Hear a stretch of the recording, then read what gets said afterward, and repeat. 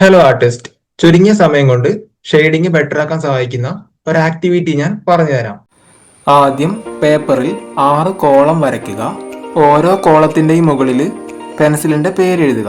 HB, 2B, 4B, 6B, 8B, 10B അങ്ങനെ. ഇനി HB pencil ഉപയോഗിച്ച് ആദ്യത്തെ കോളത്തിൽ ഷെയ്ഡിങ് പ്രാക്ടീസ് ചെയ്യാം. മുകളിൽ നിന്ന് താഴേക്ക് നമ്മൾ ഷെയ്ഡ് ചെയ്ത് വരണം. ആദ്യം ലൈറ്റ് പ്രഷറിൽ ഇതുപോലെ ഷെയ്ഡിങ് പ്രാക്ടീസ് ചെയ്യാം. ഔട്ട്ലൈൻ്റെ പുറത്തേക്ക് പോകാതെ ലൈറ്റായിട്ട് ഷെയ്ഡിങ് കൊടുക്കുക. ഇത് നമ്മുടെ ഡ്രോയിങ്ങിൽ ഷെയ്ഡിങ്ങിൽ വലിയൊരു ഇമ്പാക്റ്റ് ആയിരിക്കും നമുക്ക് കൊണ്ടുവന്ന് തരിക.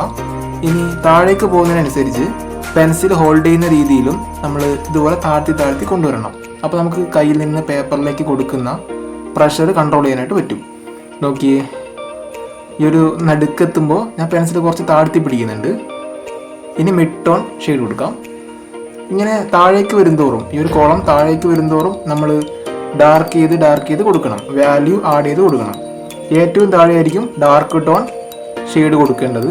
ഏറ്റവും മുകളിൽ ലൈറ്റ്, നടുക്ക് മിഡ് ടോൺ, ഏറ്റവും താഴെ ഡാർക്ക് ടോൺ. ആ ഒരു രീതിയിൽ ഒരു പെൻസിലിൽ നിന്ന് തന്നെ ഡിഫറെൻറ്റ് കളർ ടോൺ നമുക്ക് ഷെയ്ഡ് ചെയ്തെടുക്കാനായിട്ട് പറ്റും.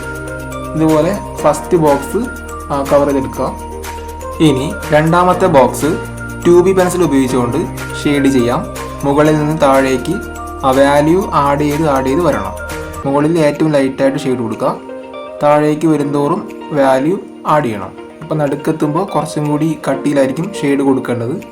അപ്പോൾ നമുക്ക് മിഡ് ടോൺ കിട്ടും. താഴേക്ക് പോകുമ്പോൾ ഡാർക്ക് ടോൺ കിട്ടും. അങ്ങനെ ഒരു പെൻസിലിൽ നിന്ന് തന്നെ നമ്മൾ ഡിഫറെൻറ്റ് കളർ ടോൺ ഉണ്ടാക്കി പ്രാക്ടീസ് ചെയ്യണം.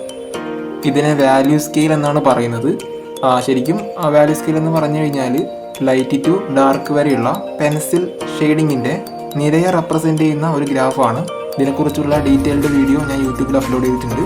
അതിൻ്റെ ലിങ്ക് ഞാൻ ബയോയിൽ കൊടുക്കാം. ഇതുപോലെ ഷെയ്ഡ് കൊടുക്കുക. ഇനി 4B പെൻസിൽ ഉപയോഗിച്ചുകൊണ്ട് മൂന്നാമത്തെ ബോക്സ് ഷെയ്ഡ് ചെയ്യാം. ലൈറ്റ് പ്രഷറിൽ സ്റ്റാർട്ട് ചെയ്യണം.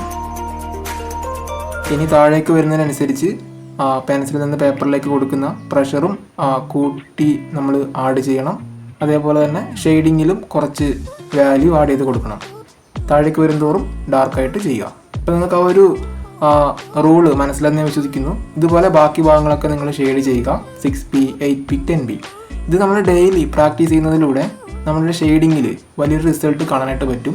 നമ്മൾ വരയ്ക്കുന്ന ഡ്രോയിങ്ങിൽ നല്ലൊരു കോൺട്രാസ്റ്റ് കൊണ്ടുവരാൻ ഈ ഒരു ആക്ടിവിറ്റി നമ്മെ സഹായിക്കും. ഇതുപോലെയുള്ള ഡ്രോയിങ് ടിപ്പിനായി എന്നെ ഫോളോ ചെയ്യാൻ മറക്കല്ലേ.